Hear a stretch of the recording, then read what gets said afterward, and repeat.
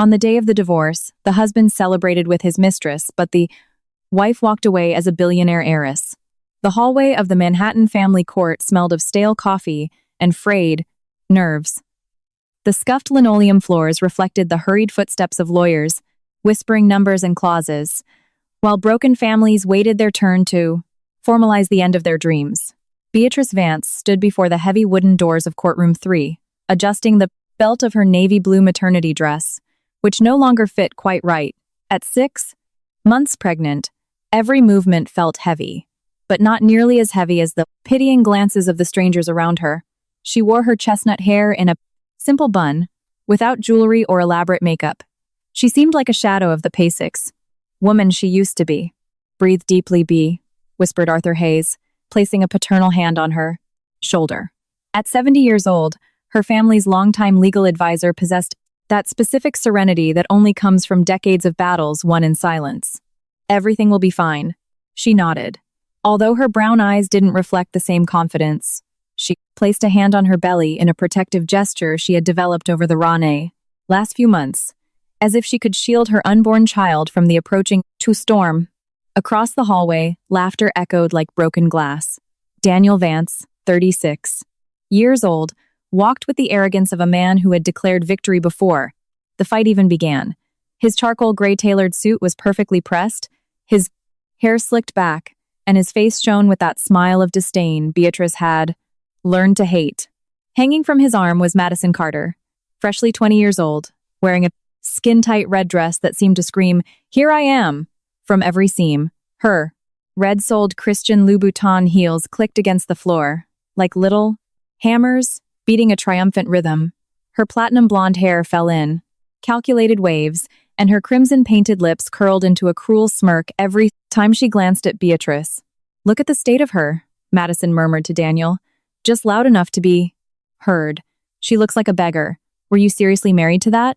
Daniel let out a muffled laugh. "Not for much longer, babe. In an hour, she'll just be an unpleasant memory." Beatrice clenched her fists inside the pockets of her cardigan. Arthur gently took her arm, guiding her toward the wooden benches where they would wait to be called. "Remember what I told you," the old lawyer whispered. "There are moments in life where silence is worth 1,000 words. Today is one of those days." The court clerk, a middle-aged woman with glasses hanging from a golden chain, poked her head out the door. "Vance versus Vance. Come in, please." Beatrice's heart raced. It was time. Daniel and Madison strutted ahead, occupying the seats on the right as if they owned the place. Beatrice and Arthur sat silently on the left.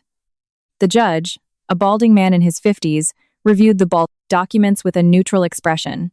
His reading glasses gleamed under the fluorescent lights as he turned the pages with mechanical movements. "All right," he began with a gravelly voice. "We are here to finalize the divorce between Daniel Thomas Vance and Beatrice Vance, maiden name Sterling, following the mandatory 6-month legal separation." Madison squeezed Daniel's hand and flashed him a victorious smile. He responded with a conspiratorial wink. The judge continued reading the terms: division of assets, provisional custody of the unborn child, alimony. Every word fell like a concrete block on Beatrice's shoulders, but she kept her eyes fixed on her intertwined hands. Therefore, the magistrate concluded, "I declare the marriage between the Levin as in Levin as in A. Parties dissolved. The divorce is finalized as of this moment." The gavel struck the wooden block with a dry, definitive crack. Daniel stood up immediately, shaking Madison's hand with theatrical flair. "Finally," he exclaimed, loud enough for the whole room to hear. "Now she has to nothing. I'm finally free of that dead weight." Madison laughed maliciously, shooting a venomous look at Beatrice. "Poor thing," she muttered with fake compassion. "What are you going to do now without us? Move back to your mother's house in the suburbs like a failure?" Beatrice felt the air escape her lungs. The words hit her like slaps. But she didn't move. She only lowered her head and caressed her belly with slow, protective movements. Arthur stood up with dignity, adjusting his tie. "Beatrice, let's go. We're done here." She nodded silently and stood up carefully. As she picked up her purse, she heard Daniel whisper something in Madison's ear, making her let out a high-pitched laugh that twisted like a knife. Stepping out of the courthouse, the crisp October air of New York City hit her, Face. Manhattan continued its normal rhythm. Yellow cabs, buses, people walking, briskly without looking sideways. The world kept spinning as if nothing had happened, as if her life hadn't just changed forever. "Mr. Hayes," Beatrice said with a broken voice. "What do I do now?" The old lawyer stopped and looked at her with those gray eyes that had seen too many tragedies and too many victories. "Now, my dear," he replied with a mysterious smile. "Now we wait." "Wait for what?" Arthur leaned in and whispered something in her ear. The words were so quiet, only she could hear them, but they were enough to make her eyes widen in absolute shock. Inside the courthouse, Daniel and Madison were toasting with vending machine, coffee, already planning a celebration dinner at the most expensive restaurant in the city. They had no idea that the real trial had just begun. The autumn, wind blew dry leaves down Center Street, and Beatrice walked slowly toward a Winnemer 5. Future that, for the first time in months, didn't seem completely dark. The Apex restaurant shone like a jewel high above Columbus Circle. Its floor-to-ceiling windows offered a privileged view of Central Park spreading out below, and its white linen tablecloths reflected the golden light of the crystal chandeliers. It was the kind of place where Daniel had taken Beatrice to celebrate their first anniversaries, back when he still pretended to love her. Now, 5 hours after the divorce, he occupied the corner booth with Madison, who was showing off a tight black designer dress she had bought that very afternoon with his American Express card. Her red acrylic nails tapped against her glass of Dom Perignon, her eyes shining with satisfaction. "Cheers to our freedom," Daniel exclaimed, raising his glass with a triumphant grin. "And to the end of 8 years of marriage to that leech." Madison clinked her glass against his with a melodic chime. "Cheers to finally being the sole owner of your heart," she purred, licking her lips coquettishly. "Though I never understood what you saw in her. She was so, how do I put it, ordinary." Daniel let out a laugh as he cut into his dry-aged ribeye. "In the beginning, she was convenient. Her family had connections, you know? But then she got clingy, dependent, always complaining that I worked too much, that I didn't spend enough time at home." He made a face of disgust, as if he couldn't comprehend that a man of his stature could have ambitions larger than changing diapers. "Well, now she'll have to change them all by herself," Madison laughed, bringing a jumbo shrimp to her lips. "Poor thing, pregnant and husbandless. Can you to imagine? She'll probably have to move to some cramped walk-up deep in Queens." Daniel nodded, savoring both the wine and the conversation. "I left her the absolute legal minimum. The house she's living in now is a rental, so when the lease is up," he shrugged with indifference. "Not my problem." On the other side of the East River, Beatrice was walking slowly through the Brainchins, and their small two-bedroom apartment in Astoria that had been her home for the last 8 years. The cream-colored walls she had once decorated with so much love now felt alien, as if they belonged to another life, to another woman. She stopped in front of the hallway mirror and studied herself carefully. Her reflection stared back. A 32-year-old woman with deep dark circles, dull hair, and skin pale from exhaustion. She wore a gray, oversized wool sweater that had belonged to her grandmother and maternity jeans that barely zipped up anymore.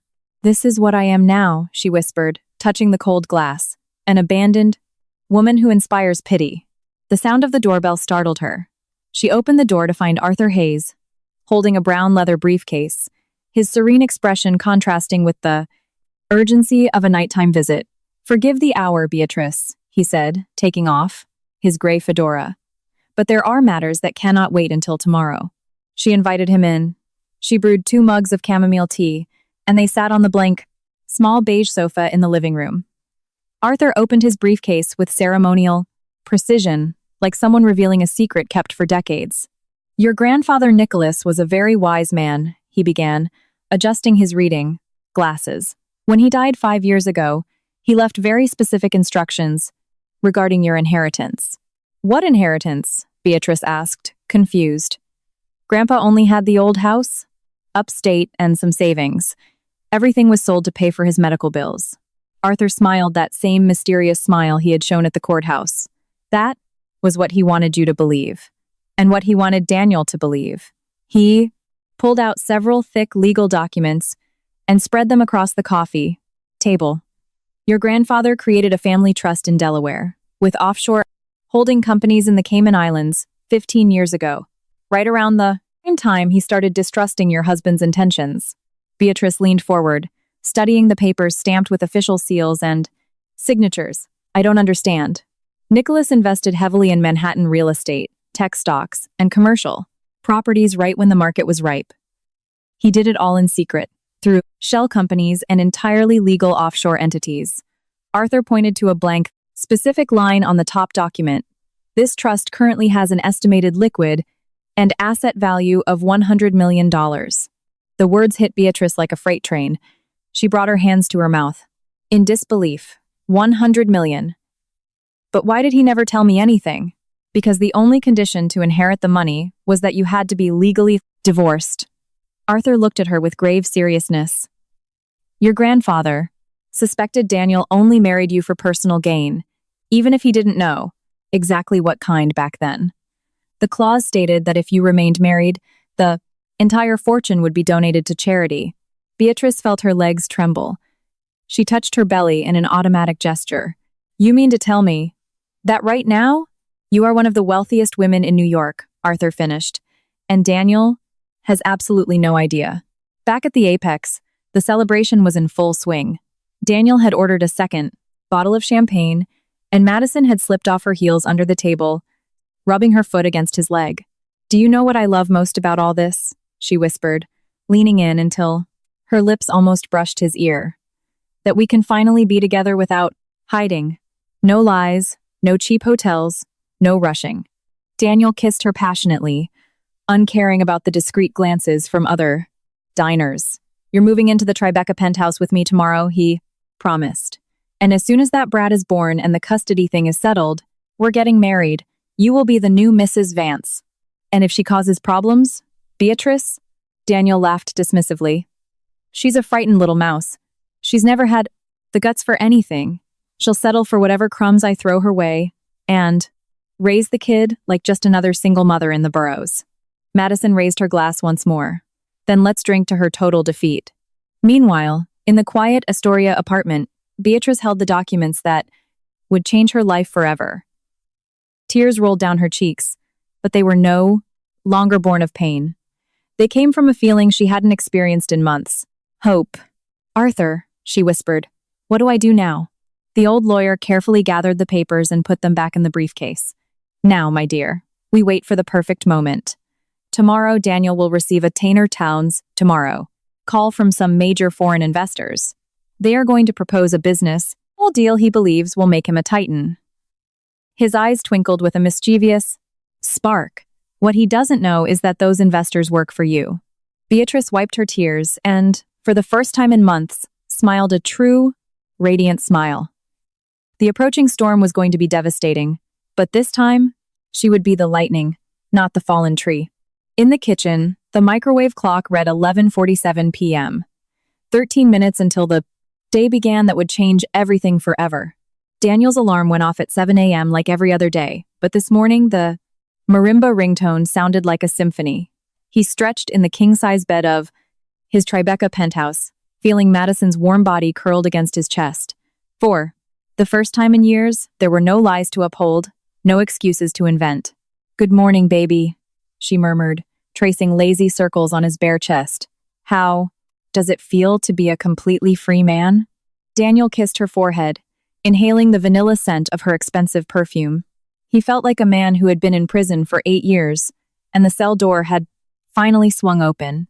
He got up and walked over to the floor-to-ceiling windows, offering a spectacular view of the Manhattan skyline. New York was waking up, under a clear November sky, and he felt like the king of everything his eyes could see. His iPhone vibrated on the nightstand. Unknown number. Daniel Vance speaking. A male voice. British accent. Highly professional tone. Yes, speaking. Who is this? My name is Robert Ashworth. I represent an international private equity group based in London. We've been tracking your work in the New York commercial real estate sector, and we would like to propose a highly lucrative joint venture.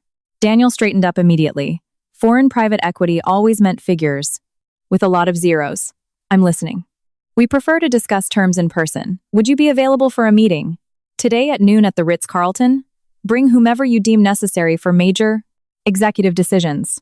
Of course, Daniel replied smoothly, already calculating his projected cut mentally. We will be there. He hung up with a grin stretching from ear to ear. Madison was watching him from the bed wrapped in black silk sheets. Who was that? You look like the cat that got the canary. British investors, babe.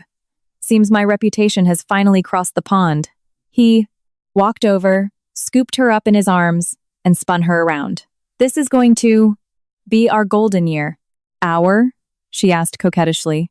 Our, he confirmed. I want you by my side at that meeting. Let them see I have excellent taste in everything. While Daniel and Madison prepared for what they believed to be the meeting of a trappery lifetime, Beatrice was having a quiet breakfast in her small kitchen. She wore a pink cotton nightgown and slippers, her hair pulled up in a high ponytail. For the first time in months, she had slept deeply. Arthur Hayes arrived promptly at 9 a.m., just as they had agreed. He brought fresh bagels from the corner deli and hot coffee in a silver thermos. How are you feeling this morning? He asked, studying her face with paternal attention. Different, she answered honestly. Like I've been looking at life through a foggy window, and suddenly someone wiped the glass clean. Arthur smiled as he poured the coffee into white porcelain mugs. That is exactly the feeling your grandfather wanted for you. He wanted you to feel powerful, not like a victim. And the investors are going to do exactly what we agreed upon. Robert Ashworth is actually one of the best corporate stage actors in London. Daniel won't suspect a thing. Arthur checked his gold pocket watch. By now, he should have received the call.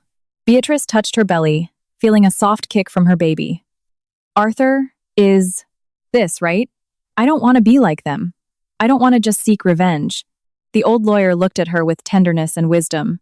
My dear, this isn't revenge, it's justice. Daniel has built his entire life on lies and deceit. Madison has taken pleasure in publicly humiliating you. What they are going to face today are simply the natural consequences of their own actions. He paused. Besides, we aren't doing anything illegal to them. They are merely going to discover the truth. At exactly noon, Daniel and Madison walked into the lobby of the Ritz-Carlton, Central Park, like they were movie stars. He wore his finest navy Armani suit. She wore a tight white designer dress that hugged every curve of her body. Her stiletto heels clicked against the marble floors as they headed for the Port of Lan. Elevators. I'm nervous, Madison whispered, adjusting her neckline. You look perfect, Daniel replied. They're going to understand immediately why. I chose you. The 25th floor suite welcomed them with a panoramic view of Central Park ablaze in autumn colors. Robert Ashworth was waiting for them alongside 3 other men, in sharp suits, all possessing a distinguished international air. A glass conference table was covered in prospectuses, laptops, and sparkling water. Mr. Vance, a pleasure to meet you, Ashworth said, shaking his hand firmly. And you must be Mrs. Vance. Miss Carter, Madison corrected with a dazzling smile. Though I'll be a Vance, very soon. The men exchanged glances that Daniel interpreted as approval. Excellent, Ashworth continued.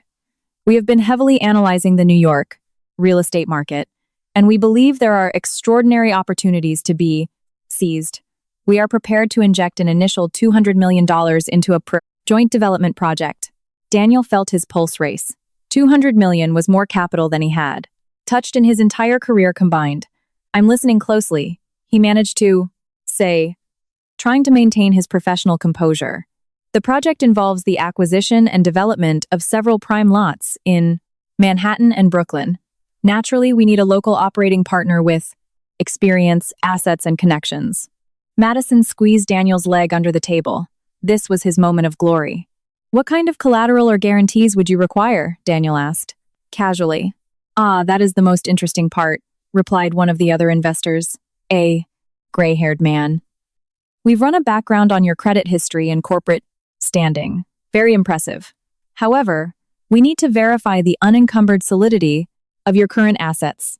Of course, Daniel sat up proudly. I own 3 commercial properties in Midtown, the penthouse in Tribeca where I reside, and equity in several mid-cap firms. Excellent, Ashworth interrupted. Now, there is something you must know before we proceed.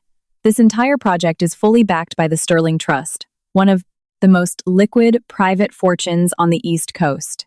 Daniel frowned. The name sounded familiar, but he couldn't quite place it. The Sterling Trust? Yes. The sole beneficiary is a brilliant young woman, or so we've been told. In a fact. Ashworth checked his papers.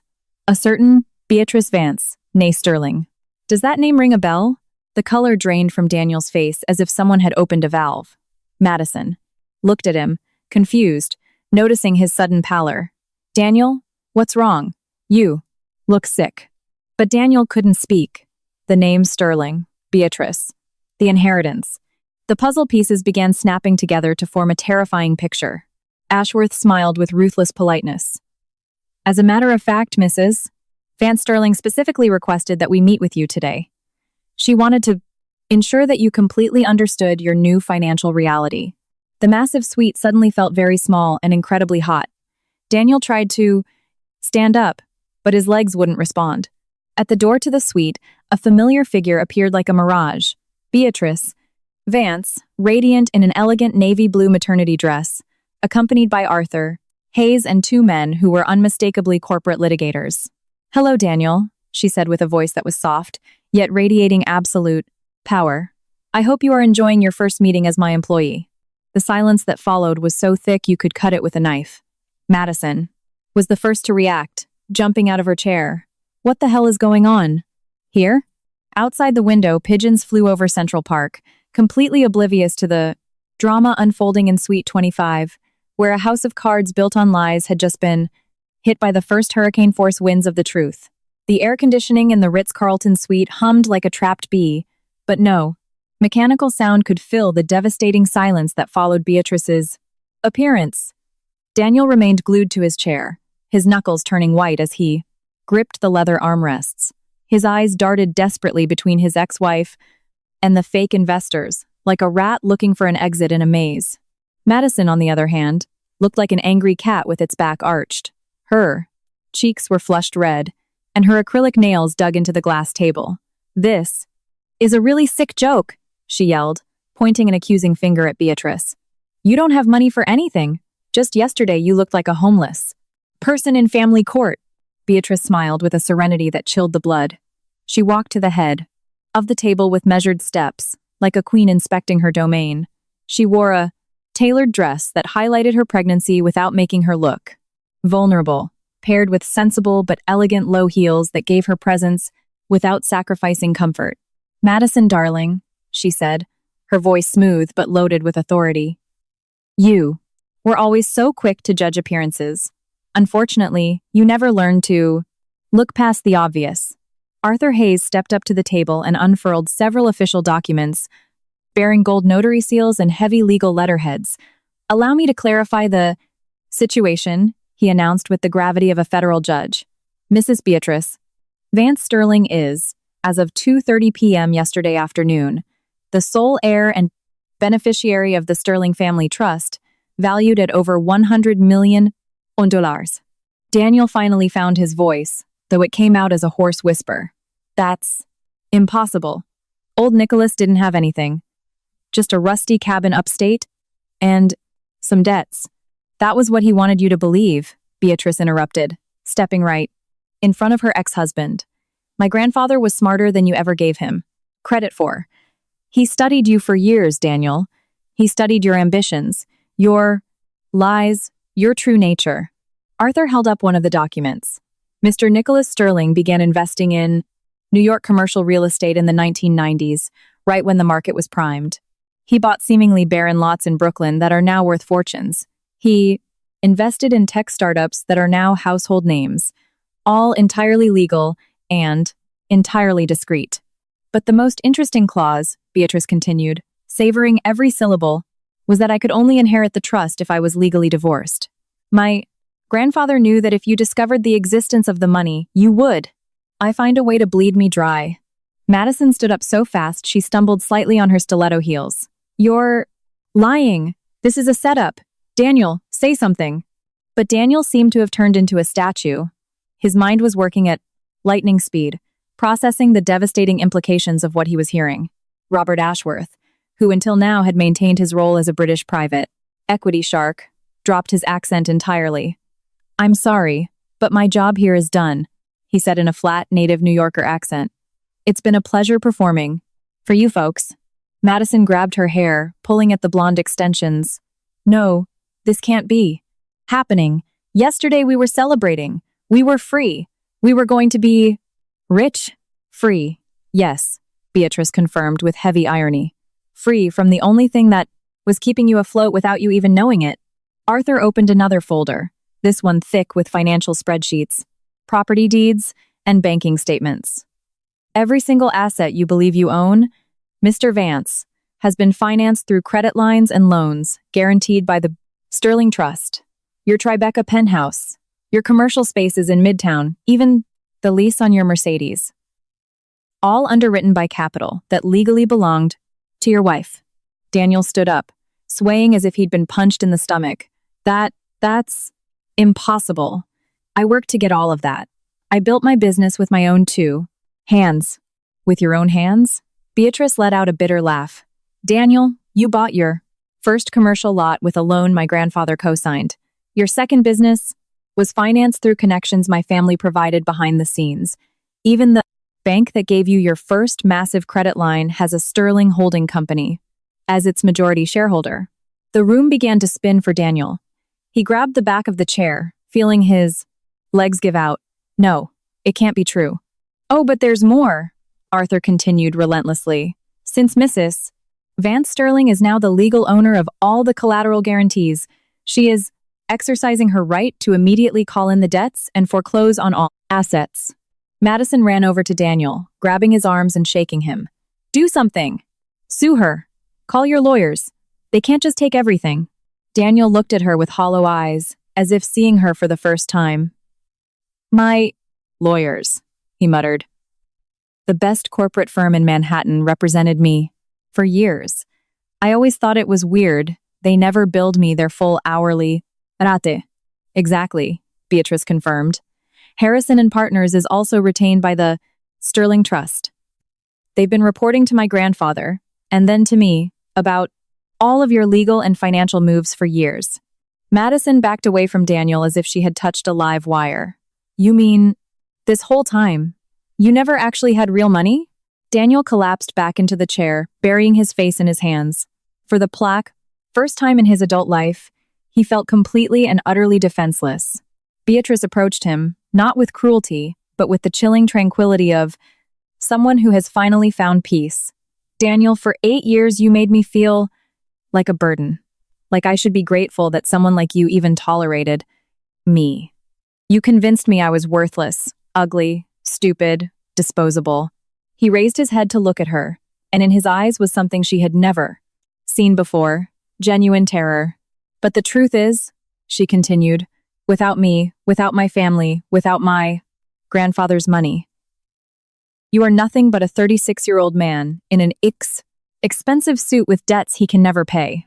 Madison tried to maintain her composure, but her voice cracked. "Beatrice, please, this isn't my fault. I didn't know anything about your money.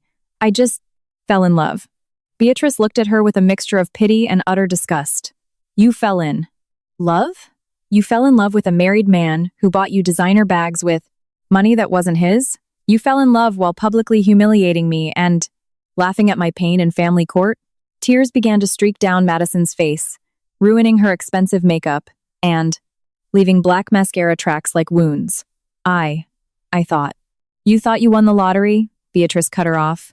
"You thought you got rid of the stupid, frumpy wife and kept the rich, handsome man. But it turns out, the man had absolutely nothing, and the stupid wife held all the cards." Arthur checked his watch and cleared his throat. "Beatrice, if I may, I believe it is time to inform them about the procedures initiating tomorrow morning." She nodded, gently caressing her belly. "At 9 a.m. sharp, our legal team will file the foreclosure and asset seizure demands. Daniel, you have 24 hours to vacate the Tribeca penthouse and hand over the keys to all commercial properties. The vehicles will be repossessed this afternoon." "Where am I supposed to live?" he asked, his voice choked. "That, darling," Beatrice replied with an ice-cold smile, "is no longer my problem."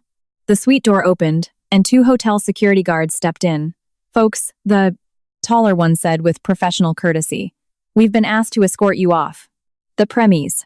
Madison clung to Daniel's arm like a castaway to a broken plank. "Daniel, say something, do something. We can't just leave like this." But Daniel was already gone. His mind had retreated to a dark place where all his certainties were crumbling like sandcastles under the incoming tide. As the guards escorted them to the door, Beatrice called out one last time, "Oh, one more thing. Your little celebration dinner last night at the Apex? That was paid for with my money too. I hope you enjoyed your last meal as wealthy people." The elevator doors closed, taking Daniel and Madison toward an uncertain future, leaving behind only the echo of their shattered dreams. In the quiet suite, Beatrice walked to the window and looked out over Central Park. For the first time in months, the horizon looked infinite and full of possibilities. At 6 p.m. that same day, Daniel and Madison were sitting in the red BMW Sports car he had bought just 2 months ago to impress her. But now, the car was parked outside a McDonald's in a dreary part of New Jersey, and neither of them had taken a single bite of their cold burgers. Daniel's phone hadn't stopped ringing. First, it was his executive assistant, asking why men in suits were changing the locks on the corporate office. Then, his minority partner called, hysterical, because the banks had frozen all operating accounts. Then the doorman at his building, asking if it was true he was being evicted by tomorrow morning. "Daniel, answer the phone," Madison muttered for the 10th time, her eyes swollen from crying. "Maybe we can fix this." He looked at her like she was a stranger. His Armani suit was wrinkled, his tie loosened, and there was a ketchup stain on his crisp white shirt. For the first time in years, he looked exactly like what he was, a middle-aged man who had just lost everything. "Fix what, Madison?" His voice was raspy, defeated. "Don't you understand what happened? I have nothing. I never had anything. It was all hers." The phone vibrated once more. This time, it was his mother, Carol. "Danny? Son, is it true what people are saying? That Beatrice took everything?" Daniel Cahoon Fordingo, feeling reality settle in his stomach like cold cement. "Yes, Mom, it's true." "But son," Carol's voice trembled. "How is that possible? You always told me. She was the one leeching off you." "I believed it too," he whispered. Madison snatched the phone from him. "Mrs. Vance, you have to help us. Your daughter-in-law is crazy. She's robbing us blind." Carol's bitter laugh echoed through the speaker. "My daughter-in-law? Little girl, my daughter-in-law is Beatrice. You are just the tramp who destroyed her marriage, and now you come begging for help when you've both gotten exactly what you deserve." The silence that followed was brutal. Madison handed the phone back with shaking hands. Your own mother turned her back on us." Daniel started the BMW and drove in silence back to Manhattan. When they arrived at the Tribeca building, they found 2 moving trucks and several workers loading his belongings into cardboard boxes. A court-appointed bailiff was supervising the operation, checking items off an endless clipboard list. "What is going on here?" Madison shrieked, running toward the building, her heels clicking aggressively against the pavement. The bailiff, a heavy-set man in his 40s, flashed an official court order. "Executive seizure by court mandate. You have 1 hour to collect personal effects, clothing, ID documents, items of sentimental value. Everything else stays." Daniel walked into the lobby like a zombie. His home, which that very morning had been a billionaire bachelor's paradise, now looked like a stripped stage set. The designer furniture, the 8.5-inch OLED TV, the king-size bed where he had made love to Madison, everything bore red foreclosure tags. Madison ran to the walk-in closet and began frantically stuffing her clothes into designer luggage. "They can't take my clothes. I don't know that bitch." "Anything. Actually, you do," said a familiar voice from the doorway. It was Arthur Hayes, accompanied by a sharp-looking woman in her 50s, carrying a leather briefcase. "This is Miss Sterling Vila, a forensic accountant. She has been auditing all of Daniel's expenditures over the last 2 years." The accountant opened her briefcase and pulled out a thick binder of receipts and credit card statements. "Miss Carter, according to our audits, Mr. Vance has spent approximately $75,000 on you. Designer dresses, jewelry, trips, spa treatments, all paid for with funds embezzled from the trust. Madison went pale. That's impossible. The pearl necklace you're wearing? The accountant continued relentlessly. $12,000. The dress you wore this morning? 1,000. Last month's vacation to Street Bart's 5,000. It is all meticulously documented. Arthur stepped toward Madison with the calm demeanor of a professional executioner. Mrs. Van Sterling could press charges for complicity in grand larceny, but she is a generous woman. She will give you the opportunity to return all luxury items voluntarily right now. Madison's hands flew to her neck, instinctively protecting the pearls. No, Daniel gave me this jewelry. I didn't know the money was stolen. Ignorance of illicit origins does not exempt you from civil liability. The accountant replied with icy professionalism. Daniel watched the scene from the hallway, leaning against the wall like a broken mannequin. Watching Madison strip off the jewelry he thought he had bought her out of love made him deeply nauseous. How many times had he felt a surge of masculine pride, seeing her face light up when she opened those velvet boxes? How many times had he felt generous, powerful, irresistible? It had all been a lie built on the money of the woman he had betrayed. When Madison finished shedding all the gifts, she looked like a washed-out version of herself. Without the diamonds, with her makeup ruined by tears, without the designer labels. She was nothing more than a very scared, 20-year-old girl. "Where are we going to sleep tonight?" she asked in a tiny voice. Daniel shrugged. "I don't know. But you have to know. You're the man. You're supposed to protect me." For the first time in hours, Daniel looked her dead in the eyes. "Madison, I'm not a man. I don't know what I am, but I'm not a man. A real man builds a life with his own hands. A real man protects his family with genuine resources. I was just," he searched for the right words, "an actor playing a role with borrowed money." Madison's phone rang. It was her mother. "Maddie, honey, your cousin Rachel just called me. She said she saw you on the local news. Is it true you guys are broke?" Madison looked at Daniel in horror. "On the news?" Arthur smiled discreetly. "The press is always interested when old New York money changes hands. The return of the sterling heiress is front-page news on page 6. Half an hour later, as they packed their last pathetic belongings into 2 duffel bags, Daniel received a text from his older brother, Josh. "Bro, what the hell did you do? You're all over the blogs. The fake mogul who lived off his ex-wife." Daniel put the phone away without replying. As they exited the building, a small group of neighbors watched them with morbid curiosity. Mrs. Higgins from the 4th floor shook her head, muttering to her husband, "I always thought it was weird he was so young and had so much money. Makes sense now." The red BMW was gone. In its place was an NYPD tow truck and a repossession notice taped to the lamppost. Madison sat on the curb and began sobbing uncontrollably. "What are we going to do, Daniel? Where are we going to go?" Daniel looked up at the skyscraper, where he had lived like a king for 4 years. The lights were out, the blinds drawn. It was as if he had never existed. "I guess," he said slowly, "we're going to find out who we really are when we have absolutely nothing to define us." The Uber they called arrived 20 minutes later. The driver, an older man with a gray beard, looked at them through the rearview mirror. "Where to, folks?" Daniel and Madison looked at each other. They had no answer.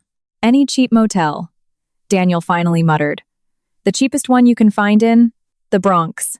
As the car drove away through the neon-lit streets of Manhattan, neither of them realized Beatrice was watching them from the window of a nearby coffee shop. She held a warm cup of Earl Grey tea in her hands, her expression serene, like someone who had finally found peace after a very long storm. Arthur Hayes sat across from her. "How do you feel?" Beatrice took a sip of her tea and gently rubbed her belly, as if waking up from a decade-long nightmare. Free. The streetlights flickered on along West Broadway, marking the end of a day that had changed 3 lives forever. But only one of them would sleep soundly that night. The Stardust Motel was located on a bleak strip in the Bronx, sandwiched between a greasy fried chicken joint and a discount liquor store. The double room cost $60 a night. It featured a squeaky mattress, a dripping shower head, and a window facing a brick wall where the sun never reached. Daniel had been sleeping in that bed for a week, listening to Madison's restless tossing and counting the water stains on the ceiling, his personal savings, the meager amount he had managed to squirrel away in an account. Beatrice hadn't touched were evaporating day by day like water on hot asphalt. "Daniel, wake up," Madison whispered, shaking his shoulder. "I'm hungry." He opened his eyes and checked his phone. 11:30 a.m.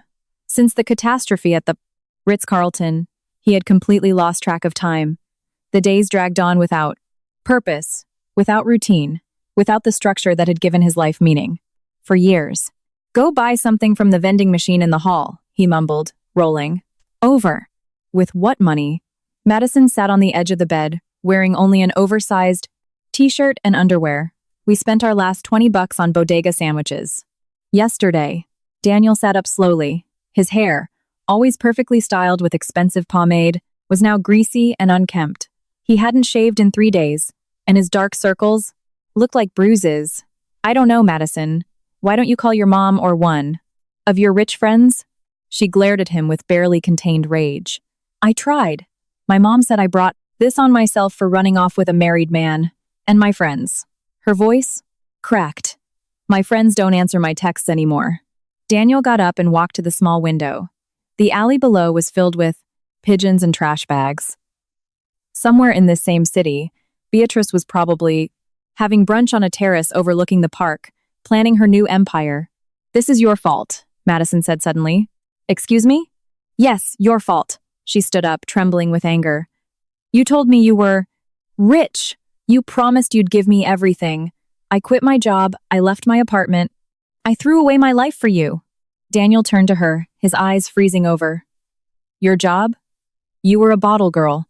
At a nightclub. Your apartment? A tiny studio you shared with 3 roommates in Bushwick. You didn't lose much, Madison." The words hit like slaps. Madison marched up to him, fists clenched. "At least I didn't lie about what I was. At least I didn't scam anyone. You made me believe. You were a success." "I believed it too," Daniel yelled back. "Don't you get it? I was conned as, well, I lived for 8 years thinking I was a self-made titan." They stared at each other in silence, breathing heavily in that miserable room. No money, no future, nothing holding them together except mutual resentment. They were seeing each other for the first time exactly as they were. Daniel's phone rang. Unknown number. "Hello? Daniel Vance? This is Monica from Apex Telemarketing Solutions. I saw your resume on Indeed. Would you be interested in coming in for an interview? It's an entry-level sales position." Daniel felt a sickening cocktail of hope and profound humiliation. "Entry-level?" "Yes, base pay is minimum wage plus commission. Are you interested?" Minimum wage. 2 weeks ago, Daniel tipped valets more than he'd make in a day. "Yes," he said, his throat tight. "I'm interested." Meanwhile, in a sleek corner office of a midtown skyscraper, Beatrice was signing documents surrounded by corporate lawyers and financial advisors. She wore a tailored navy maternity suit that made her look both professional and deeply powerful.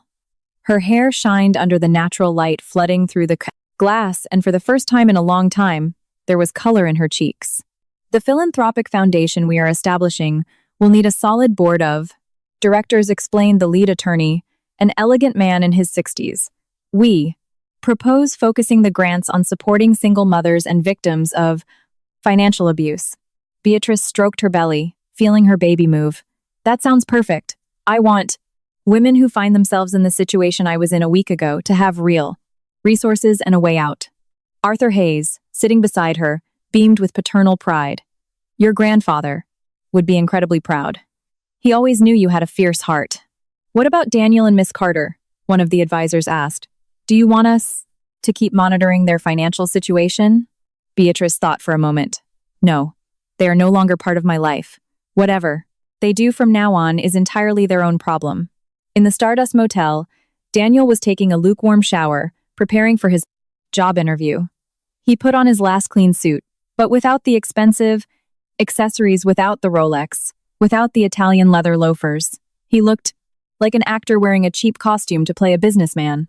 Madison waited for him, sitting on the bed, looking into a cracked hand mirror. "When do you get paid if you get the job?" "End of the month," Daniel replied, fixing his tie in the bathroom mirror. "If I even get it. And until then, Daniel stepped out and looked at her exhaustedly. Until then, I guess you'll have to find a job too. Me? But I barely have any real experience. Then it's time to get some. The interview took place in a cramped, windowless office in the garment district. Daniel sat across from a tired-looking woman in her 40s who scanned his resume with deep skepticism. I see you were listed as CEO of several real estate LLCs for years. Why are you looking for an entry-level W-2 job now? Daniel had rehearsed the lie, but the words tasted like ash. I've decided to make a pivot in my career. I'm looking for something more grounded. I see, she studied him. This job requires cold calling, taking the subway to outer boroughs for door-to-door pitches, and a lot of patience with rejection. Are you prepared for that? Subways, cold calling, rejection. Words that hadn't existed in his vocabulary for nearly a decade. Yes, he lied.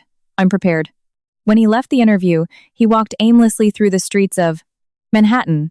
The city was exactly the same, but he saw it through completely different eyes. The luxury storefronts on Fifth Avenue no longer beckoned him. The high-end steakhouses didn't feel like places he belonged. It was as if his VIP pass to the world had been permanently revoked. His phone buzzed with a text from Madison. Got a job at a bakery in Brooklyn. Minimum wage. Start tomorrow. Have to be up at 4 a.m. Daniel read the message twice. Minimum wage. Up at 4 a.m. Madison, who slept. Until noon every day he had known her, hauling flour in a bakery. He replied, Good, I think I got the job too. But he wasn't sure.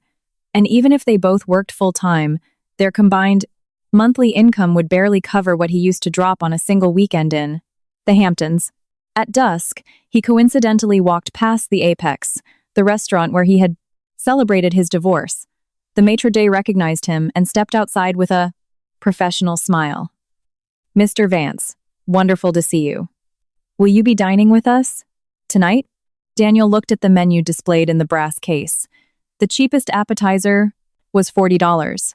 No, he muttered, just passing by.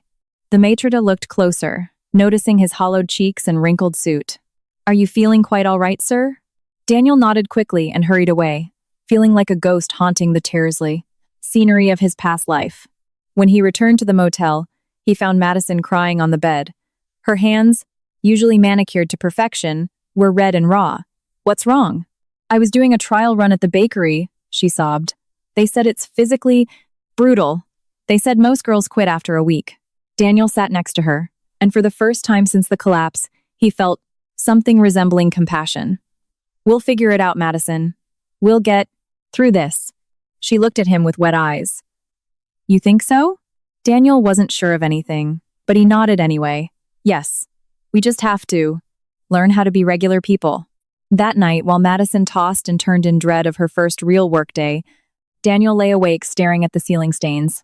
Somewhere in the city, Beatrice was probably sleeping in Egyptian cotton sheets, planning their son's future on a bedrock of solid gold. For the first time in years, Daniel asked himself what would have happened if he had been honest from the start, if he had actually loved his wife, if he had built something genuine instead of living a gilded lie. But it was too late for those questions. The only option left was learning to live with the answers. 3 weeks after the disaster at the Ritz-Carlton, Madison's phone alarm blared, like a torture siren at 3:45 a.m. In the gloom of the motel room, she rose like a zombie, her muscles screaming from lifting 50-pound bags of flour, her hands cracked from the freezing New York mornings. Daniel pretended to be asleep, but he had been awake since 3, listening to her ragged breathing and the dripping shower. He had gotten the telemarketing job, but being a junior sales rep was a daily inferno of humiliation. 8 hours a day calling strangers who hung up on him, cursed at him, or laughed at his pitches for cut-rate auto insurance. Daniel, Madison whispered, shaking his shoulder gently. I'm leaving. See you tonight. He grunted something unintelligible. They had barely spoken in days. They only exchanged logistical information. Who bought groceries? Did we pay the daily? Motel rate? How much cash is left? Madison dressed in the dark, pulling on her only clean pair of jeans and a cheap, gray hoodie she bought at Target. Her hands, once soft as silk, now bore calluses and burn marks from hot metal baking trays. The bathroom mirror reflected a woman she didn't recognize. No makeup, deep eye bags, greasy hair in. Amesubun. She walked quickly to the subway station, the biting February wind cutting through her cheap coat. "You're late," barked Tony, the bakery manager, a heavy-set guy with hands like catcher's mitts. "It's 4:03. "I'm sorry, Tony. The subway was delayed. The MTA is an excuse. You're either on time or you're fired. Got it?" Madison nodded, swallowing her tears of frustration. A month ago, Daniel would have ruined a man for speaking to her like that. Now, Daniel was a zombie, selling insurance over the phone. At 8 a.m., Daniel arrived at his office in Midtown, a dreary floor with stained carpets. His boss, a balding guy named Ralph, who smelled of cheap cologne and stale cigarettes, treated his team like disposable grunts. "Morning, killers!" Ralph yelled from his glass cubicle. "I want numbers today. I want sales. Get on the phones." Daniel sat in his tiny cubicle, booted up a desktop computer that took 5 minutes to load, and began his daily routine of rejection. "Good morning, am I speaking with Mr. Martinez? This is Daniel from Apex Solutions. I'm calling to offer you. Not interested. Click." Daniel crossed a name off the list and dialed the next. In his past life, people returned his calls instantly. Clients begged him for lunch dates at Lee Bernardine. He made multi-million-dollar decisions. Now he was just another desperate voice trying to sell garbage to people who couldn't afford it. On his lunch break, Daniel sat on a cold bench in Bryant Park eating a turkey sandwich from a corner deli. His phone buzzed with a text from his brother. "Josh, did you see Forbes? Beatrice is in the online edition. She's crushing it." Daniel clicked the link. There was a high-res photo of his ex-wife. She wore a sharp navy blazer over her 8-month pregnant belly. Her hair fell perfectly over her shoulders, and she wore a serene, powerful smile, standing in a sleek, architectural office. The headline read, "Beatrice Vance, Sterling, the stealth heiress revolutionizing Manhattan real estate." The article detailed her brilliant investments, how she was modernizing the family's legacy properties, and her ruthless but ethical business vision. They described her as a titan who proved that inherited wealth could grow exponentially when managed with true intelligence. He stared at the photo. She radiated a confidence he had never seen during their marriage. Her eyes held a genuine security that twisted like a knife in his gut. He closed his phone and finished his sandwich. It tasted like cardboard. That night, Madison returned to the motel at 9 p.m., her feet swollen and her mood foul. She found Daniel lying on the bed watching a tiny TV with the volume down low. "Did you buy anything for dinner?" she asked, collapsing into the room's only chair. "I didn't have time." "Didn't have time? You get off at 6, I get off at 8. Daniel sat up, irritated for the first time in weeks. "Then you buy something. You have legs." "Don't talk to me like that." Madison stood up, shaking with exhaustion and rage. "I'm sick of coming back here and having you treat me like your maid." "My maid?" Daniel let out a dark laugh. "Madison, we live in a $60 motel room. We eat bodega sandwiches. We can't even afford decent coffee." "What? Maid are you talking about?" "Well, at least I work a real job. At least I break my back instead of sitting in a chair making phone calls all day." The words stung. Daniel sprang to his feet. "Making phone calls? I get hung up on 50 times a day. People scream at me, insult me, and treat me like scum." "Welcome to the real world," Madison screamed. "Welcome to actually working. Instead of living off your wife's trust fund." The silence that followed was like shattered glass. Daniel stared at her, his eyes cold and hard. "You know what, Madison? You're right. I lived off my wife's money. And you lived off me. So what does that make you? At least I didn't lie about what I was. You promised me a life of luxury. You told me you loved me. I told you you were the woman of my dreams," he yelled back. "Where is that? Love now that I can't buy you Prada bags?" Madison fell silent, breathing hard. When she finally spoke, her voice was absolute ice. "You want to know the difference between you and me, Daniel? I'm young. I can start over. I can find someone else to take care of me. But you?" She looked him up and down with utter disgust. "You're 36, you have nothing, and you have a kid on the way with a billionaire who despises you." Daniel felt the air leave his lungs. "That kid is my son. And what are you going to give him? What kind of father are you going to be? Making minimum wage and living in a roach motel? The words hung in the toxic air.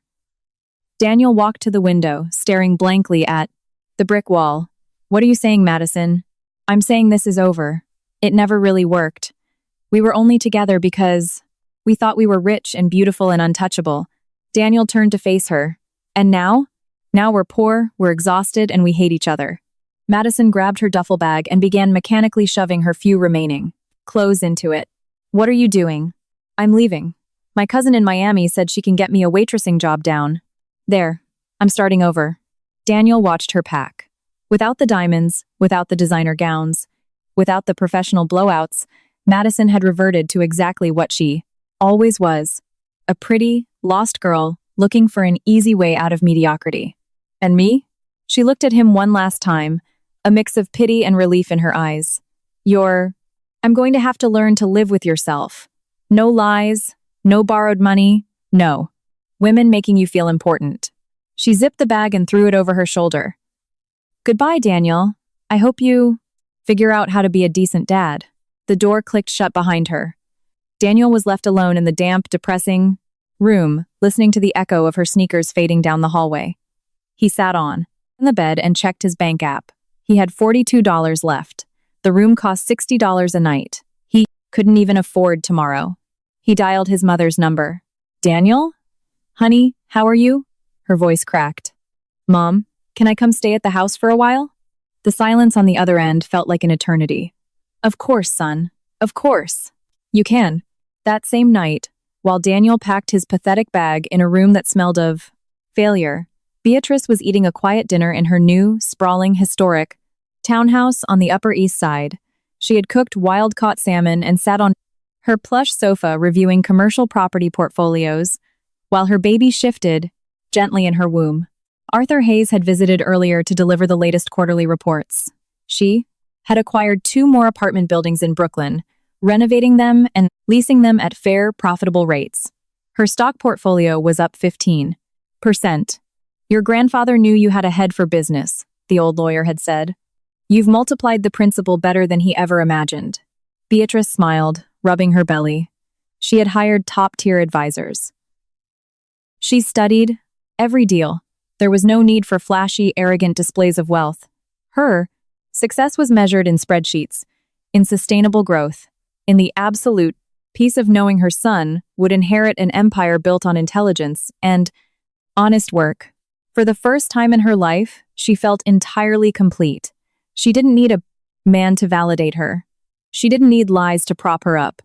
She was a titan of industry, a single mother by choice, the master of her own fate. Somewhere in the city, Daniel was dragging a suitcase to his mother's house in Brooklyn, facing the crushing weight of a life built on sand. But that was no longer her problem. Her son would be born into a world where truth, dignity, and hard work held the highest value, a world she had built with her own 2 hands.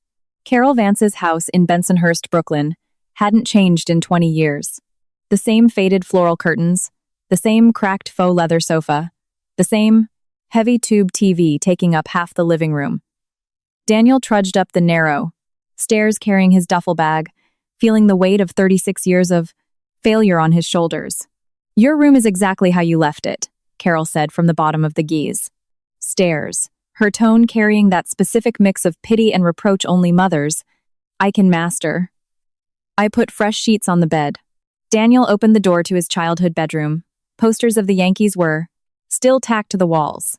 The twin bed was far too small for his adult frame, and his old pine desk was littered with trophies from a time when he believed the world owed him everything. He collapsed onto the mattress, the old springs, groaning under his weight. It was official.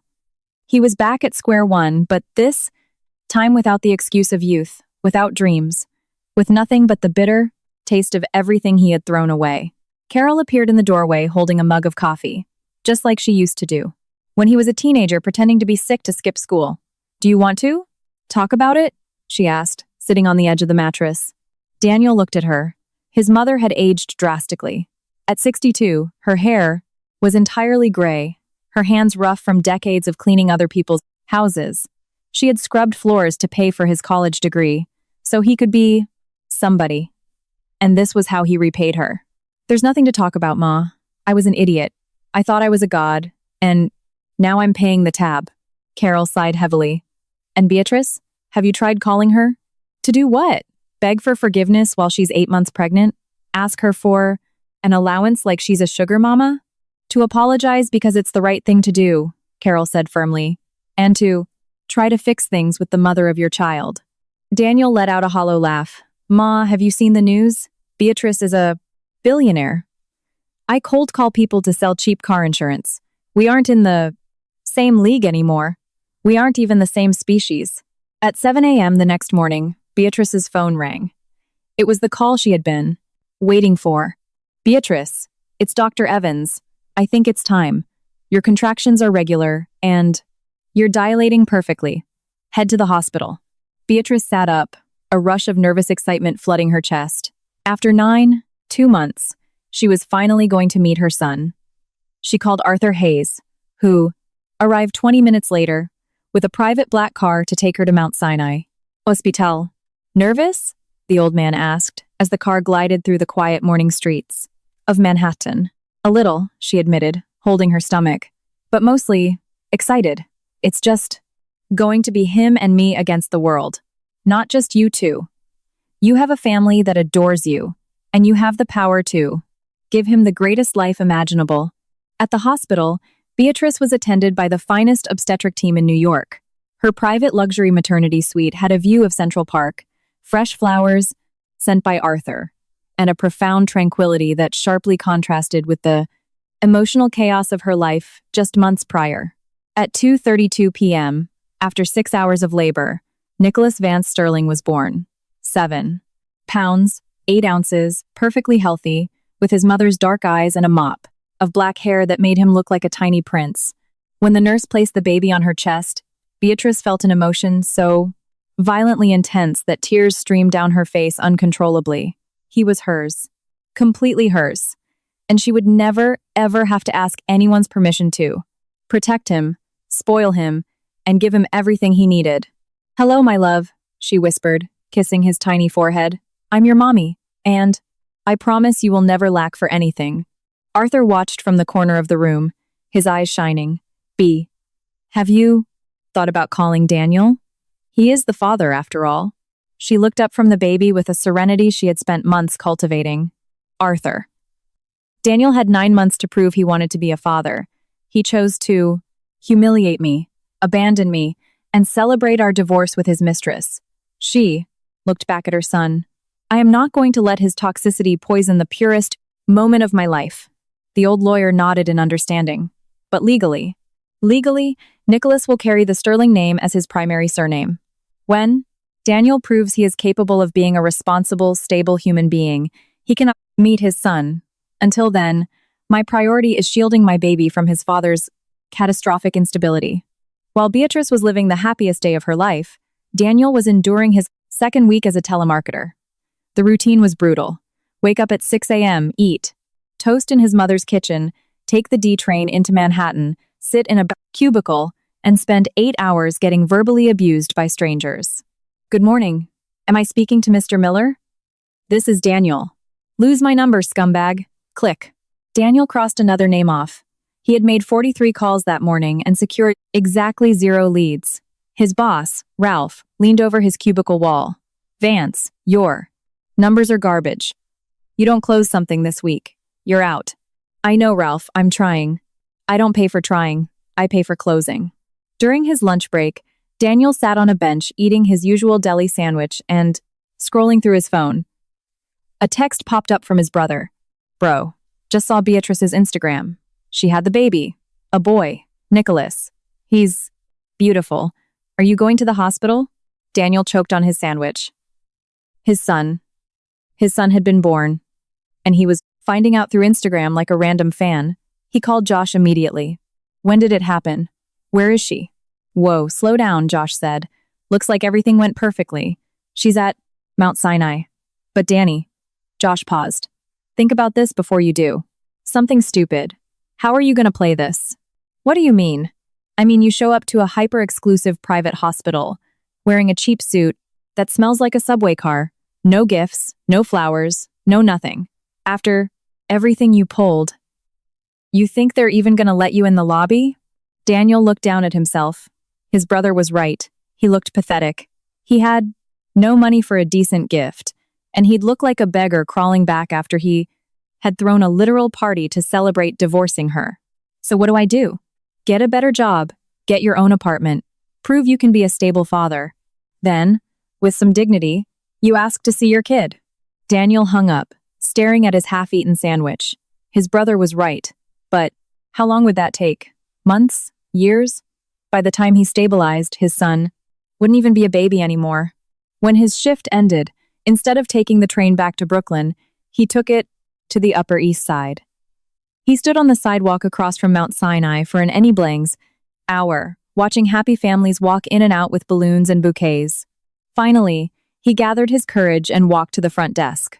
"Excuse me, could you tell me what room Beatrice Vance is in?" She had a baby. Today. The receptionist looked at his wrinkled clothes with mild suspicion. "Are you family?" "I'm the father." She typed on her keyboard, then frowned. "I'm sorry, sir, but Miss Vance Sterling has left explicit instructions with hospital security. No unauthorized visitors." Daniel felt like he had been slapped. "Unauthorized? I'm the father." "I'm sorry, sir. You'll have to contact her directly. I have to ask you to step away from the desk." He walked out of the hospital thoroughly humiliated, the crushing certainty settling over him that he had forfeited the right to even meet his own flesh and blood. On the subway ride back to Brooklyn, he caught his reflection in the dark window glass. He saw a defeated man, hollowed out, a ghost who had hit rock bottom. When he got home, Carol was waiting in the kitchen with a plate of hot beef stew. "How was work, Danny?" "He was born," Daniel said simply. Carol set her spoon down and looked at him with immense tenderness. "Did you go? See him?" "They wouldn't let me pass the lobby. Beatrice put my name on a blacklist." His mother sat across from him and took his hands. "Daniel, what did you expect? After you dragged her through the mud, did you think she'd roll out the red bird's carpet?" "He's my son, Ma." "Yes, he's your son. But he is her son too. And she has every right in the world to protect him from chaos." Daniel buried his face in his hands. "What do I do now?" Carol stood up and pushed the plate of stew toward him. "Now you eat, you shower, and tomorrow you go back to work. And every single day you work a bodic. Little harder to prove that you can be the man that little boy deserves." "What if it's too late?" "It is never too late to become a better person, Daniel. But it might be too late to get back what you threw away. That's the price you pay." That night, while Daniel lay awake in his childhood bed, wondering if he would ever meet his son, Beatrice was nursing Nicholas in a quiet, flower-filled hospital room. The baby latched strongly, feeding with a fierce appetite, occasionally opening his dark eyes to stare at his mother with that intense focus only newborns possess. "You're going to have the most beautiful life," she promised him softly. "You won't know lies or humiliation or uncertainty. You will grow up knowing you are loved, protected, and that I will always be your shield." Outside the window, the lights of Manhattan twinkled like a carpet of stars. Somewhere out there, Daniel was drowning in regret in a cramped Brooklyn bedroom. But in this hospital suite, where a new life had just begun, there was only love, hope, and the ironclad promise of brighter days. The baby fell asleep against her chest, oblivious to the storm that had forged him, protected by the unbreakable love of a woman who had learned that true power comes from within. 6 months passed. It was one of those golden Septembers in New York where the city hums with perfect weather. The leaves in Central Park were just beginning to turn, and Beatrice was pushing her son's luxury stroller near the Bethesda terrace, soaking in the morning sun. Nicholas, at 6 months old, was a healthy, happy baby who slept through the rounds night and had a smile that melted everyone who saw it. Beatrice had found an absolute fulfillment in motherhood. Her routine was a well-oiled machine. Mornings in the park, afternoons running her real estate empire from her home, an office while Nico napped, and evenings reading him stories in their Upper East Side townhouse. She hadn't heard directly from Daniel, though Arthur Hayes kept her passively informed. Daniel was still working as a salesman, still living in his mother's house in Brooklyn. The information brought her neither joy nor pity. It was simply irrelevant. That morning, while Nico napped under the shade of an elm tree, Beatrice's phone rang. Beatrice? It's Carol, Daniel's mother. Beatrice felt a slight chill. They hadn't spoken in 8 months. Hello, Carol. How are you? I'm fine, sweetheart. Listen, I'm sorry to call you out of the blue, but I need to talk to you about Daniel and the baby. Beatrice looked down at her sleeping son. I'm listening. Daniel has changed, Bea. I know that sounds like a mother making excuses, but I mean it. He works 12-hour days. He saves every penny. And at night, Carol's voice cracked. At night, he sits at the kitchen table, looks at pictures of the baby on the internet, and just cries. Beatrice took a deep breath. Carol, I understand he's your son and it hurts you to see him suffer. But Daniel made his choices, and my job is to protect Nicholas. I know, honey. I know. But that boy needs to know his father. And Daniel. He's a broken man. He's lost 20 pounds. He doesn't go out, he doesn't date. All he does is work and think about his son. Where was this remorse when he was humiliating me in court? When he was popping champagne with his 20-year-old mistress? Carol sighed. I'm not asking you to forgive him. I'm asking you to give him a chance to meet his son. 1 hour. In a public place. Under whatever conditions you set. Beatrice remained silent for a long time, watching Nico's chest rise and fall. I'll think about it. That evening, Daniel came home from work exhausted. His sales numbers had improved drastically. Desperation had turned him into a relentless worker, and the raw need for a paycheck made him impervious to rejection. He had managed to save a few $1,000s, living like a monk, spending money only on the subway and cheap food. Every dollar he saved was a dollar he might need for his son someday. Carol was waiting for him in the kitchen with a look he knew well, we need to talk look. I called Beatrice, she said bluntly. Daniel froze, his cheap suit jacket half off. What? I asked her to let you see the baby. Ma! Daniel dropped into a chair, rubbing his face. You had no right to do that. I have every right as a grandmother. And you have rights as a father. No matter how terrible of a husband you were. Daniel dragged his hands through his hair. What did she say? She said she'd think about it. For the next 3 days, Daniel lived in a state of agonizing anxiety. Every time his phone buzzed, his heart stopped. On Friday afternoon, when he had almost given up hope, a text came through from a number he knew by heart. Daniel. You can see Nicholas on Sunday at 11 a.m. in Central Park by Bethesda Fountain. 1 hour. I will be present the entire time. If you are late, or if you bring anyone else, we leave. Beatrice. Daniel read the message 5 times to make sure he wasn't hallucinating. He was going to meet his son. Sunday arrived with perfect blue skies. Daniel woke up at 6 a.m., showered twice, put on his only clean suit, and went to a local pharmacy to buy a small, soft teddy bear. He arrived at the fountain at 10:45 a.m. He sat on a bench, his heart hammering against his ribs so hard he thought it might crack them. At exactly 11, he saw her. Beatrice walked with an effortless elegance he had forgotten, pushing a high-end silver stroller. She wore a simple navy dress, her hair catching the autumn light. She looked radiant, powerful, and at peace. But what stole all the air from his lungs was the baby. As they got closer, Daniel saw his son for the first time. Nico was awake, observing the world with bright, intelligent, dark eyes that were undeniably his mother's. He had curly black hair and chubby rosy cheeks, wearing a pale blue onesie that made him look perfect. Absolutely perfect. Hello, Daniel, Beatrice said, her voice neutral, stopping a few feet away. Hello, Beatrice, he managed to choke out. They looked at each other in silence. She was still beautiful, but there was a fortified wall around her now, a fortress he knew he could never breach again. This is Nicholas, she said, crouching to unbuckle the stroller. She picked the baby up and stepped a little closer, though maintaining a safe distance. Nico, this is your father. Daniel felt hot tears spill over his eyelids. His son looked at him with pure curiosity, without judgment, the way only babies can. He had Daniel's nose, but the smile was all Beatrice. Can I touch him? He asked, his voice shattering. Beatrice hesitated, then nodded. You can give him your hand. Daniel extended a trembling index finger. Nico, with the natural instinct of an endeavor, infant, wrapped his tiny warm fingers around his father's finger. It felt like 1,000,000 volts of electricity shooting straight to Daniel's heart. This was his blood, his family. The tears flowed freely now. "He's beautiful," Daniel whispered. "He's perfect." "Yes, he is," Beatrice said, the fierce pride evident in her voice. They sat on the bench, Beatrice holding Nico between them. Daniel pulled out the branch Brent. "Cheap teddy bear. I brought him this." Beatrice examined it.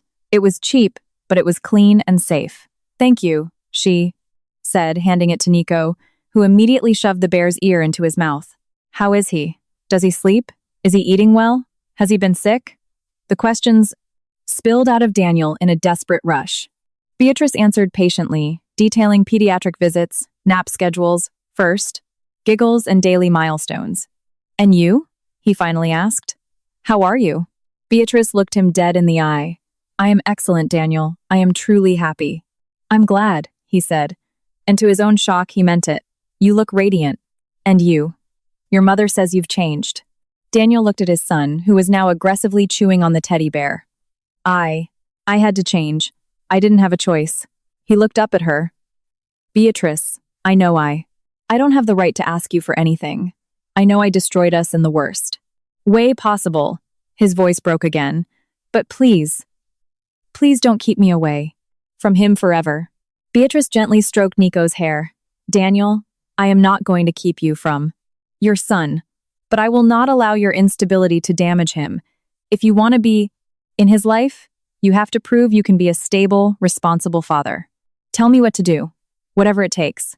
Get a better job, get your own apartment, show me you can maintain a routine, financial independence, and emotional control." She stared at him with piercing intensity. "And above all, show me that Nicholas is your priority, not your guilt, not your penance, him." Daniel nodded frantically. "I will. I swear to you I will." "Don't swear it to me, Daniel. Swear it to him." Nico had started making the fussy little noises babies make when they're bored. Beatrice stood up, placing him against her shoulder and patting his back with expert grace. "He's getting restless. It's time to go." Panic seized Daniel. "When can I see him again?" "When you prove you're the father he needs." Beatrice placed Nico back in the 12. Strawler. Daniel stayed glued to the bench, watching them walk away. Before disappearing, onto the main path, Beatrice turned back. "Daniel. He needs a dad. Not a man who feels sorry for himself. Think about it." When they were gone, Daniel sat alone in Central Park for hours. For the first time in his entire life, he had a true, undeniable purpose. It wasn't about money. It wasn't about status. It was about becoming a man worthy of that little boy. And for the first time in a year, Daniel felt something resembling hope. A year had passed since that first meeting by the Bethesda fountain. Daniel woke, up at 6 a.m. in his apartment in Sunnyside, Queens. It wasn't luxurious, a basic, two-bedroom walk-up in an older brick building, but it was his. He had earned it. After 10 grueling months as a regional sales manager for a commercial construction supplier, where his old real estate knowledge actually proved useful. He showered, shaved carefully, and put on a decent off-the-rack suit he bought, on sale at Macy's. Today was Saturday. At 10 a.m., he was picking Nico up for the whole day. After 6 months of supervised visits in coffee shops and parks, Beatrice had finally agreed to let their son spend Saturdays alone with his father. Daniel checked the apartment for the 3rd time. The second bedroom, which he had painted himself, had a crib, age-appropriate toys, an outlet, covers everything he learned in the parenting class he had voluntarily taken. He wanted it to be perfect.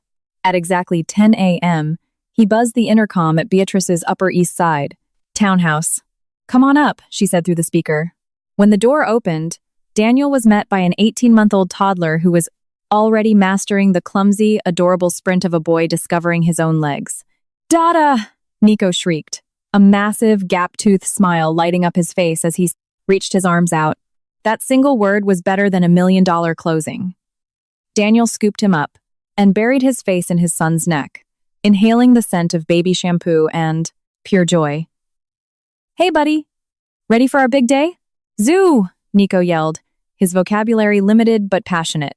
Beatrice walked in holding a diaper bag packed with wipes, a change of clothes, his favorite Blue Bear, and organic snacks. "Remember the drill?" she asked, handing him the bag. "Nap at 1 p.m., no added sugar, and if he melts down, deploy the Blue Bear." Daniel recited like a soldier giving a status report. Beatrice smiled, and for the first time in years, it was a warm, genuine smile. Directed at him. "Good. Have him back by 8. Over the last few months, they had developed a functional, polite routine. They weren't friends, but they weren't enemies anymore. They were two adults, prioritizing their child. Daniel drove them to the Bronx Zoo in a used 2017 Honda Accord. It wasn't a Mercedes, but it was safe, reliable, and entirely paid off. He had sold his last remaining designer watches to afford the down payment, but it was worth it to see Nico kicking his legs in the car seat in the back. At the zoo, Nico ran toward the exhibits with boundless energy. Daniel shadowed him, vigilant but letting him explore. "Dada, look! Big cat!" Nico yelled, pointing a sticky finger at a sleeping tiger. "That's a tiger, buddy. Pretty cool, huh?" They ate lunch at 12:30. Daniel unpacked the Tupperware, grilled chicken bites, steamed carrots, and sliced strawberries. No fancy steaks, no Michelin stars. Just a meal prepared with the meticulous love of a father who understood that the little things mattered most. By the afternoon, Nico was exhausted but thrilled. Daniel bought him a helium balloon shaped like an elephant, not because it was expensive, but because he knew it would make his son's eyes go wide. "Having fun, buddy?" Daniel asked, wiping a smear of yogurt off the boy's cheek. "Yeah, Dada, I love you," Nico babbled, hugging Daniel's neck. Daniel felt his chest tighten with an emotion so massive it defied description. It wasn't the hollow thrill of a VIP table or the rush of spending stolen money. It was the pure, unadulterated joy of knowing he was finally doing something that mattered. At 8 p.m. sharp, he carried a sleepy Nico back into Beatrice's house. "How did it go?" she asked, taking the diaper bag. "Perfect. He ate everything, went down for his nap without a fight, and I think the tigers were the highlight of the day." Beatrice took Nico into her arms. "Did you have fun with Dad?" "Dad gave me an elephant," Nico mumbled sleepily. Beatrice looked at Daniel, her expression softening. "Daniel, do you have a minute? I'd like to talk." Daniel felt a sudden spike of anxiety. He nodded. Beatrice carried Nico upstairs, to his room. When she came back down, Daniel was standing stiffly in the living room, like he was awaiting a verdict. "Sit down, please," she said, taking a seat on the plush sofa. Daniel sat on the opposite end. "Did I do something wrong?" "No," she said calmly. "You've done everything right.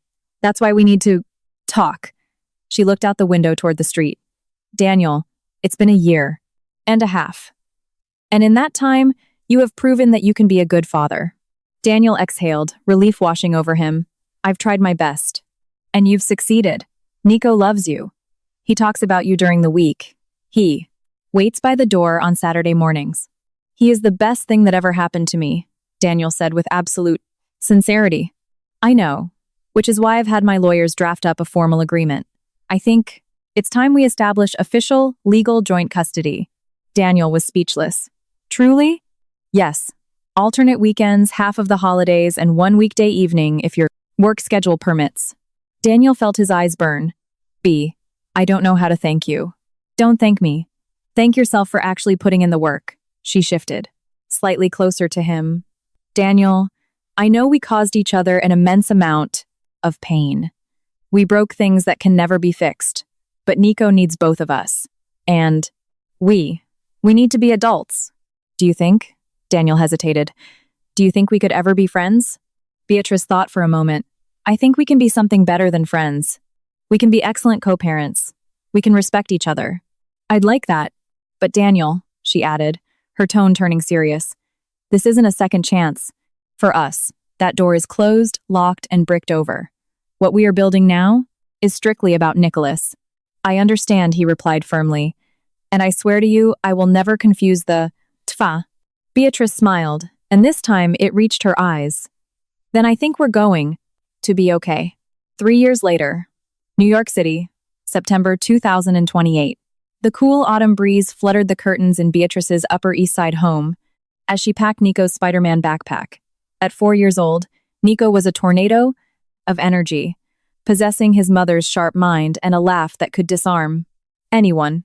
"Mom, is Dad taking me to the big park today?" Nico asked, dragging his blue teddy bear by the ear. "He sure is, baby. You know your dad loves exploring with you." Beatrice walked to the window and saw Daniel's blue Honda CR-V pull up to the curb, punctual to the minute. Over the last 3 years, he hadn't been late, single time. At 40 years old, Daniel had found a profound balance. He was now the director of sales for a massive tri-state logistics company. He had upgraded to a nice 3-bedroom apartment in Astoria, giving Nico his own proper room. He was taking night classes to finish his MBA. He wasn't a billionaire, but he was comfortable, stable, and proud of the life he had built with his own sweat. The doorbell rang. "Dad!" Nico screamed, sprinting for the door. Beatrice opened it. Daniel stood there in dark jeans, a crisp button-down, and a relaxed smile. "Hey, buddy." Daniel caught his son midair, spinning him around. "Ready for an adventure?" "Yeah, Mom said we're going to the botanical garden." "You bet we are. And we're making those chocolate chip pancakes you love." Beatrice handed Daniel the backpack, their fingers brushing casually. There was no romantic tension, just the comfortable familiarity of a successful team. "How are the MBA classes?" she asked genuinely. "Brutal. But I'm passing," Daniel chuckled. "Who knew I'd be hitting the books?" "At forte?" "Sometimes the best changes happen when we're forced to make them," Beatrice replied. She had changed too. At 35, she was one of the most formidable private equity titans in Manhattan. She had doubled the trust's value, started a massive, philanthropic wing, and balanced her empire perfectly with motherhood. She hadn't seriously dated anyone, and she didn't care. Her life was entirely full. "Nico, give Mom a kiss," Daniel said. "We'll see you Sunday night." Nico hugged Beatrice fiercely. "Love you, Mom." "I love you too, sweetie. Be good for Dad." "I'm always good," Nico said with deadpan, 4-year-old seriousness. Beatrice and Daniel locked eyes and burst out laughing. "He makes the exact same face you make when you're trying to bluff in a negotiation," Daniel teased. "And he has your exact posture when he's trying to lie about eating cookies." Before dinner, she shot back. It was incredible. They could joke, they could breathe. The wounds had turned into scars, and the scars no longer hurt. 2 hours later, Daniel and Nico were walking through the New York Botanical Garden in the Bronx. Nico was running ahead, chasing a butterfly through the plays, changing autumn leaves. "Dad, look, a maze!" Nico pointed to the sculpted hedge maze in the distance. They ran in together, Daniel letting Nico take the lead, taking wrong turns and laughing every time they hit a dead end. Finally, they reached the center. Daniel sat on a stone bench, pulling Nico onto his lap. "You know what's cool about mazes, buddy?" "What?" "When you get lost, you just have to be patient, retrace your steps, and keep trying until you find the right way out." Nico looked up at him with those big dark eyes. "Did you ever get lost, Dad?" Daniel looked at his son, trying to figure out how to explain redemption to a toddler. "Yeah, buddy, I got really lost once. But the important thing is, I found my way back to what mattered." "What matters?" Daniel hugged him tightly. "You do, kiddo, you do." That evening, back at Daniel's apartment, Nico was fast asleep in his bed. Clutching his worn-out blue teddy bear, Daniel stood in the doorway, watching, his chest rise and fall. His phone buzzed. It was a text from Beatrice. "Just checking in. Did he fall?" "Asleep, okay?" Daniel snapped a photo of Nico snoozing peacefully and sent it to her. "Out like a light. We had a great day." Beatrice replied a moment later. "He's a lucky boy to have a dad who tries so hard." Daniel smiled and put his phone in his pocket. He walked to his living room and looked out the window at the glowing skyline of Manhattan in the distance. 4 years ago, he thought he owned that skyline. He thought wealth was measured in penthouses, offshore accounts, and the fear he could strike into others. He had been a fraud, a liar, and a terrible husband. He had lost millions of dollars that were never his to begin with. Now, he made a fraction of that money. He drove a Honda. He worked 50 hours a plose week. But he had the unconditional love of his son, the earned respect of his ex-wife, and the quiet, unbreakable dignity of a man who paid his own way. It took a devastating fall, months of grueling labor, and years of painful self-reflection for Daniel to learn a very simple truth. Real wealth isn't measured by the balance in your bank account, but by the genuine smiles of the blank people who love you. And looking at his sleeping son, Daniel Vance knew that he was, without a doubt, the richest man in New York.